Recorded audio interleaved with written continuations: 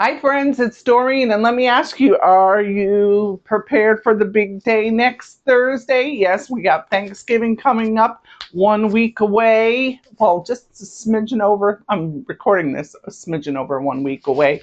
But anyway, today's video, we're going to be talking all about turkey. We'll talk about how much turkey you'll need to feed your group. What size birds you get? That's a question on many people's list. Also, we'll be talking about thawing times.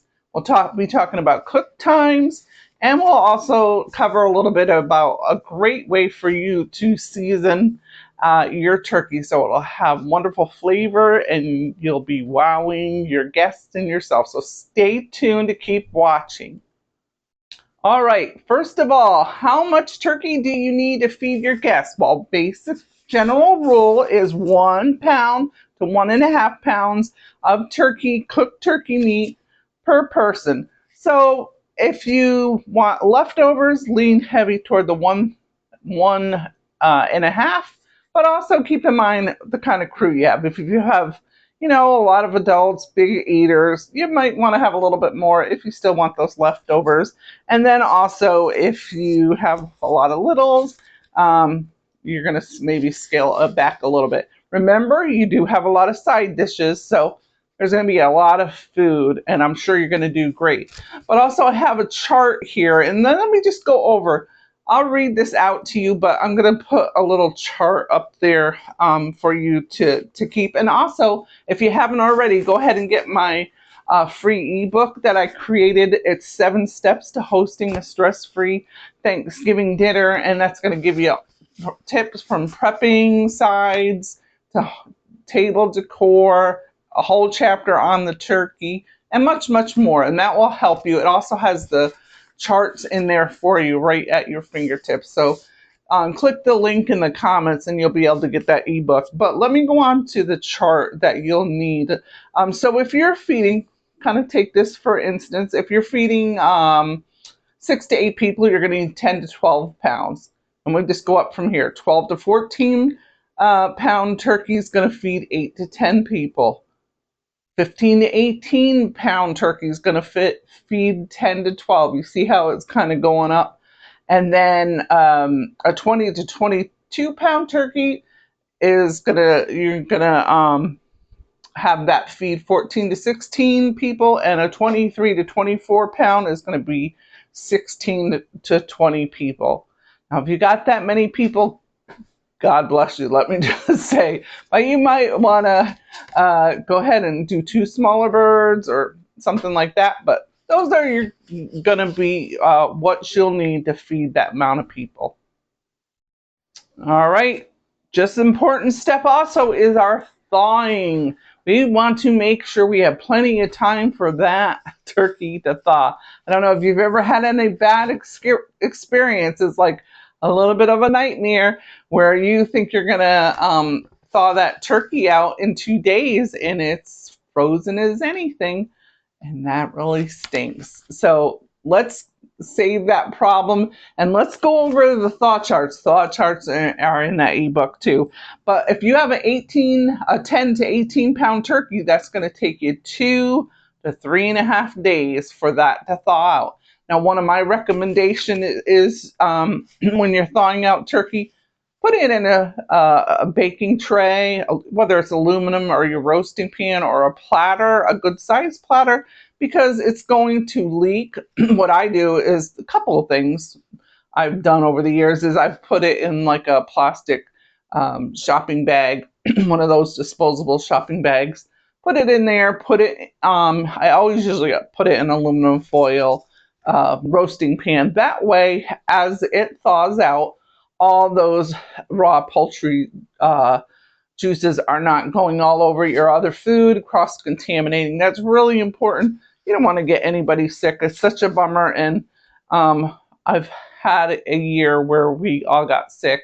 So I've learned my lesson well. Now that had really to do with a stuffing. I think it was a stuffing faux pas, but because years ago we used to stuff a bird. But that's another lesson.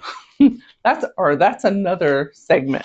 So let's go on to the thawing. So if you have an 18 to 22 pound turkey, you are gonna need to thaw that 3.5 to 4.5 days in the fridge. So this is a frozen bird, okay? A frozen fresh bird, you would order that ahead of time and just have that a couple of days before. You probably could have it as much as 3 days out if you want to, like, marinate it or anything like that. So then a 22 to 24 pound turkey, 4.5 to 5 days, and a 24 to 29 pound turkey is 5 to 6 days. I always play it safe, and I pretty much get my turkey the Saturday before Thanksgiving. We do a mid-sized bird, and that way I have plenty of time for it to thaw out. Now, I will mention about thawing times. Some people will, in a pinch, they'll thaw it out in the sink.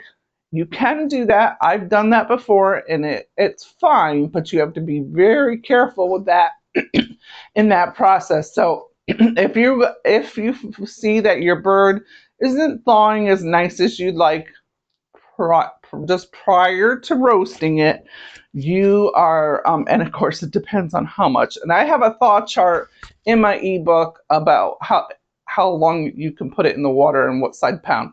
I'm not going to go over that, but what I will go over is you sterilize that sink really well, get the coldest tap water, submerge your turkey in that cold tap water, and you're going to rotate it around. Sometimes I'll flip it over. So for instance, okay, if you had a 10 to 18 pound turkey, it's 5 to 9 hours in the cold water. And you just can't leave, you can't just go ahead to the sink, put that cold water on, and then just call it be. No, you have to drain it out, and just, you might have to add some ice in there. You got to switch out the water. You can't just leave that turkey in there in room temperature. It's got to be cold, cold, cold, cold, ice cold, so that you don't have any contamination. But do me a favor, go ahead and thaw out your turkey in the fridge for several days, and you'll save yourself a lot of hassle. But sometimes in a pinch, we do have to soak it in some cold water. All right, I thought I'd get myself settled down with my coffee.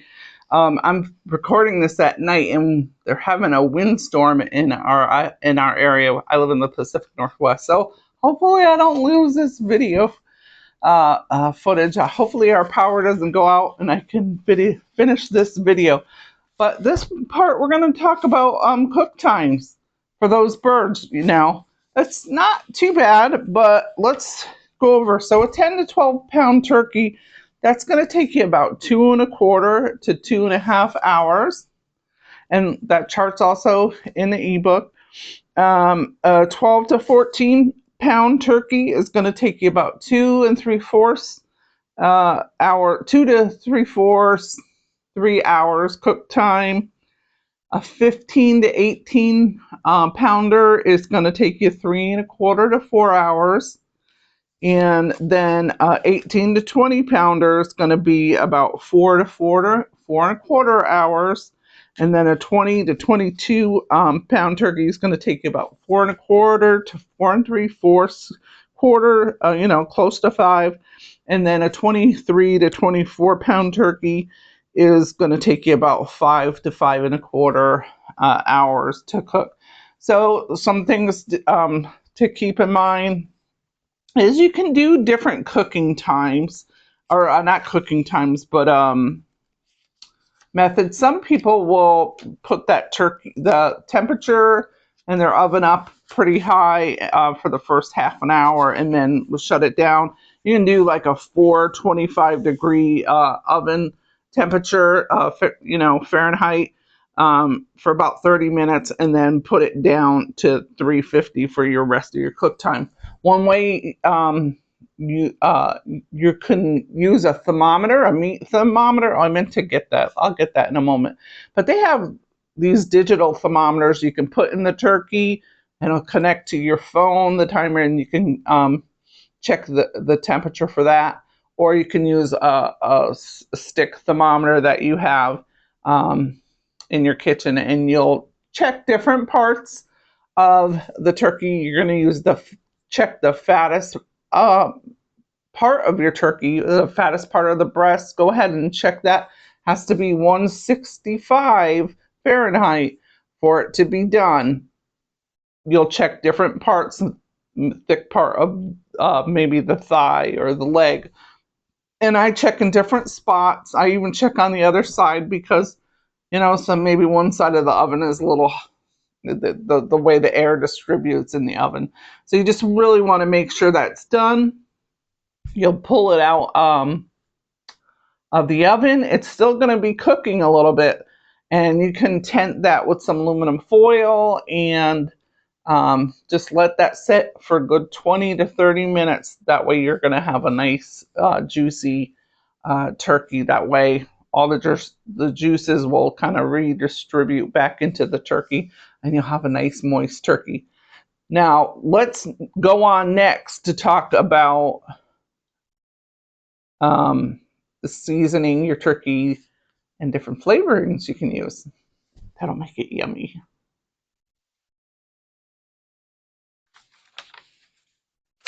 So let's talk about some different ways you can season your bird. One of the things you can do is what's called a wet brine. And a wet brine is basically like a salt and sugar type of solution. I've done that for years. Our family really likes that. I've done one especially with, I've done it with some chicken stock. Usually you need like one of those larger containers of the chicken stock. I think it's 28 ounces. I didn't verify that before it came on, but anyway, they're about this big. They're the tall, slender ones, not the little cans or anything like that. But I usually use about 2 of those, and I'll add to it a cup of orange juice, a cup of maple syrup. I'll use about a half a cup to a quarter cup of bourbon. I'm trying to think what else I put in there, maybe a little bit of water. And so what I do is I submerge that turkey, right, and mix that mixture up really well. Some people make their wet brine, they'll cook it on top of the stove. You'll put also different herbs and spices in there, and you'll cook it on the stove. If you cook your solution on the stove, make sure it is completely cooled down if you're going to wet brine that turkey. But anyways, I don't cook mine. I just mix up that solution, and most of the time I'll get a 2-gallon size. If my turkey is small enough, I'll get a 2-gallon size Ziploc storage bag, and I'll put my turkey inside there, and then I'll pour the wet brine into there. I'll zip it up, and I still put my turkey in the aluminum foil and have it marinate in the refrigerator. You don't want it to go over 12 or 24 hours. Usually I'll do it anywhere from 12 to 24 hours. And I just, every once in a while, I'll flip that bag over just to make sure that everything gets marinated well. You definitely want the breast soaking in there, because the bottom, I mean, you have meat on the bottom, but you have a lot more meat right with the breast and everything. So that's one way you can, that's one way you can season your turkey. You have a wonderful flavor on your turkey. You get all those flavors just soaked into the meat, and a lot of people do different recipes. So you can check online and pick a recipe. Like you might want to do something with like a chicken stock and apple juice. And so the sky's the limit pretty much. I say the sky's the limit. There's a lot of choices out there if you want to do a wet brine. Then after you don't want to over marinate it, because your meat is going to be like spongy, and it will do the opposite of what you want it to be, nice and tender and juicy. So when you're ready to roast it, you'll pull that out of the marinade, and you pat dry your turkey and just season it as you normally would. A lot of times I like to make a butter, a compound butter. I'll take a couple sticks of butter. I'll chop our favorite fresh herbs, what's going to go with my marinade, and I'll stuff sometimes that underneath the skin or definitely in the cavity. I don't stuff my bird with the stuffing. What I'll put in my cavity of my bird is like onions, chopped celery, bay leaf, and like a poultry blend seasoning, and yeah, that's pretty much what sometimes I'll put. Depends if I'm doing that orange chicken, I will take half of an orange or a whole orange. You don't want to make it so tight that um, uh, then it takes your turkey longer to cook. So put a few things in there, maybe depending on the size of your bird. You know, if you have a smaller bird, you might want to do like half onion, a stick of celery, half an orange, and you definitely want to put some herbs in there and put your butter in there. That's gonna just taste fabulous. Fabulous. You'll tent that turkey, and yeah, you'll roast it like you would anything else. So, so next, let's talk about dry brine. And I was like thinking of a funny story. So my very first bird I ever made, we were having friends over. We were having a friendsgiving, and I didn't know that there was things in the cavity of the bird. I guess I had watched my mom from afar. And anyway, I cooked my turkey with the bag of giblets, the neck right in the cavity, and the turkey turned out fine. We were able to eat it fine, but as we were carving it, we realized, oh, there's something inside here. And of course, I think like the liver, I don't know if it was the liver and the kidneys, they were like in a plastic bag. It's like, so I don't know if we should have ate it, but we did, and we're still here to tell about it. So I'm sure you have some interesting stories too of your first few birds. But one one method of roasting your bird is what's called dry brining, and it's been around for quite a while, but it's really becoming more popular again. So with dry brining, you are rinsing off your bird, totally patting it dry with paper towels inside and out. You want that bird totally dry. And then you're going to take a ratio of salt. And actually, I've got that written down because I don't remember off the top of my head. But you take that ratio of salt, depending on what size bird you have, and then you're going to coat that bird with the salt, and you're going to let that marinate in your fridge for 12 to 24 hours. And the scientific, I don't know all the jargon, but basically it's drawing out all the moisture out of the bird, the salt is, but then it redistributes back in, and it just makes the meat very tender, very flavorful. That salt gets deep in there. And yeah, here's the salt ratio. So you need about 1 tablespoon of salt for every 4 pounds of turkey.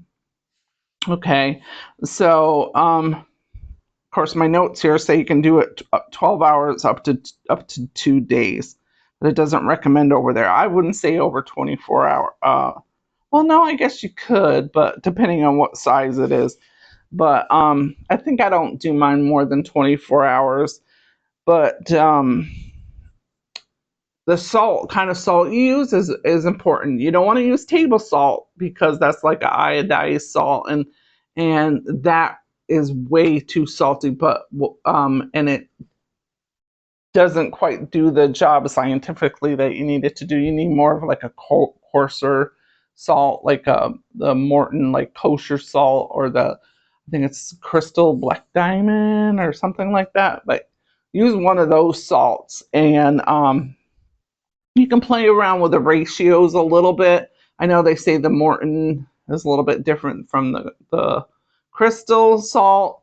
So you can decrease it a little bit to if you're not sure. And you don't want to over salt it. So if you're not sure, I would decrease it a little bit. I haven't made one of I think actually was it last year I made that, or was it the one I did with a cheesecloth? I can't remember. But I've done it recently and I'm like, wow, that's pretty tasty. It's like, how did I forget about this? It's kind of very simplistic. And you don't have all that fuss with marinades and everything. I mean, you do have to coat. And when I did do it, what I did is um, I put all the salt in and I chopped up some fresh poultry blend herbs and I mixed that in with the salt. And then I totally patted that all over my turkey and I put some in the cavity. Like I said, you want this completely dry because that's what's going to give you the nice crispy skin on that dry brine. And let's see, is there anything I'm forgetting about that? Oh, yes. So if you get a bird in your supermarket that's frozen, those birds more than likely have a salt solution injected in it. If that's the case, then you might not want to do a dry brine because you don't want your turkey to be so salty. But saying that, I will say, oh yeah, I guess it was last year because I wanted to test it out. Now it's coming back to me. I thought, what if I half the ratio? So instead of the 1 tablespoon for every 4 pounds, I did like half a tablespoon, or I might have even did like 2 teaspoons or something like that. Well, I guess 1.5 teaspoons is a half a tablespoon. So yeah, but I remember having it and thinking, okay, I think this will be okay. And you know what? It turned out great. Yeah, it turned out great. And so going to dry brine, you're gonna pull it out of the fridge when it's done, when you're ready to bake it in your oven, and you're just gonna that will draw up a little moisture, that salt being in there, so kind of pat that dry again, and then go ahead and stuff the bird with your onions and lemon or whatever you decide, and some butter. You are not going to rinse that off because then you kind of negate what you've just done. I mean, even though the juices have come to the surface and go back in, you don't need to rinse the bird, and then you'll just roast it like you normally would roast your turkey. And what I do is like I said, I'll make a compound butter a lot of times, and I think I did that last year. Yeah. So you kind of go up underneath the skin with your hand, and you just put that compound butter. If I can have a chance, I'll try to do a turkey. I don't know if I'll get it done, because I've had a lot on my work schedule too, beside doing videos. So I always want to do more than I do. So, anyways, I do want to do a bird for you one of these times. Maybe I'll do a video of this one and then post it near Christmas, because a lot of us do Thanksgiving or Christmas turkeys also for our dinner. So let's see, that's about that for our dry brining.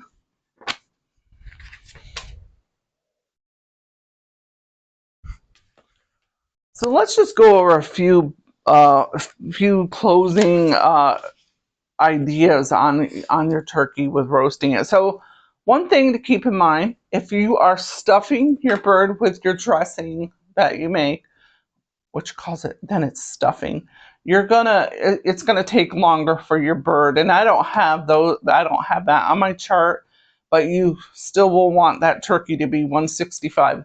I don't like stuffing it because we had a mishap back in our younger year, one of my first few years. I'm trying to think what year it was. It was my first few years of cooking a turkey, and I stuffed it. And my mom would always be very, she would always harp on us. It's like, make sure you get the stuffing right out. And she would stuff the bird. My mom always stuffed the bird with the stuffing inside the bird, and it was fabulous. It was really good because it gets that nice turkey flavor. But she would be, I don't know what, but she would be very good about, as soon as that bird was done, she'd take the stuffing right out of the cavity, and she'd never leave any stuffing. And then after she sliced up the turkey and everybody had their fill, she would take all the meat off the bone, break that carcass down, and you wouldn't be eating the stuffing from inside the bird, because a lot of bacteria uh, can accumulate very quickly, and a lot of people can get a foodborne illness, from that. Now, some people, say no, it's all right and to do it, and you can, but I just don't like the full run. And we got so sick the one year, so it was me, my husband, and my daughter was just a little one, and I don't remember if she got sick. So maybe it was just a stomach bug going around, because I don't think she was sick. But I remember my husband and I being very sick. So I'm like, you know what? I don't want to even take the chance of, and we probably would be fine. But anyway, but I said all that to say, if you're stuffing the bird, it's going to take longer for that turkey to cook, and you just want to make sure that it's totally cooked. And like I said, once you even take it out of the oven and you've got that aluminum foil tent on there to keep it, hot and warm, your turkey's gonna cook a little bit more, and then finally it will start to cool down, probably like 5 or 10 minutes after you pull it out of the oven. It'll start to cool down. And then some of the other things, or some closing things I wanted to say. Decide whether you're going to get fresh or frozen. The plus sizes of fresh, it's fresh. And the flavor is going to show through that. Downside of fresh turkeys is a few things. They cost a lot more. Also, you have to plan ahead, and you have to make sure your local grocery store. Not all grocery stores have fresh turkeys, so you might have to order one from your butcher, and you'll have to do that in plenty of time. You have to plan ahead a little bit with that. Frozen turkey, you can get that in any grocery store. You just need to buy the one size you need, and like I said, thawing it out and making sure you don't cross-contaminate anything in your refrigerator. And let's see, do I have anything else? And making sure you want to make sure your refrigerator is 40 degrees or lower. That's really important too, because your turkey needs to, that's all your food should be, your refrigerator should be 40 degrees or less, but you want to just keep that in mind. Yeah, turkey. Anything else I wanted to? I think that was it. Well, if you have any questions that I didn't cover, which I'm sure there are things, just go ahead and ask me in the comments. I'll try to get back to you as soon as I can. And like I said, go ahead and get that free ebook, 7 Steps to Hosting a Stress-Free Thanksgiving Dinner. I put a lot of the same information in that ebook, but it's all written, so you have it right there at your fingertips, and you kind of know, it's like, how long do I need to cook that? How long do I need to thaw? What can I do for seasoning? So it's all in the ebook. We've got from table settings to prepping your side dishes ahead, which is key to making it stress-free. You can make it orderly, and you feel like you're not gonna lose your mind. Now, I'm not gonna say you're not gonna be tired, because we all are tired after all that, but it's so worth it, and it's wonderful to have family and friends over, and just enjoy each other, and enjoy some good food. So, well, I hope those tips were beneficial to you making your turkey this year. Let me know in the comments how you're going to do yours and how it turned out. That would be great if you can even share some pictures. That would be a lot of fun. And if you haven't subscribed already, go ahead and hit the subscribe button. I've put out a lot of Thanksgiving side dish recipes that I think you're going to really love. One of my favorites is a sage brown buttered mashed potatoes. I did a test on this to see how it would turn out, and They are really good. And with that video, I also did a roasted sweet potato with a honey orange glaze, and those were, and they're like a savory sweet potato. They're really good. I did some like ground cumin, paprika, smoked paprika. Oh, they're just so good. That's like, I gotta say, that's close to my favorite. And of course, I love the stuffing too. So we did a side dish of caramelized onions, wild rice, and mushrooms. A little change on our Thanksgiving dressing. So, and I've got some great. Hope to get them out this week, also, because I want to try to do a few extra videos. I usually only post once a week, but I thought for Thanksgiving I've done a few extra. We've got a great classic deep dish apple pie. That's really got a nice buttery flaky crust, a delicious pie filling that we make from scratch. Share with you the kind of apples I use and give it a nice flavor. And then we also have another yummy dessert coming up. It's a gingerbread trifle with layers of homemade cranberry orange sauce and a homemade orange Italian cream and a homemade whipped cream. Let me tell you, that dessert is decadent and it'll steal the show on your Thanksgiving day. So I'm losing my voice. I guess it's time to go. We'll see you next time. Don't forget to subscribe so you don't miss a thing.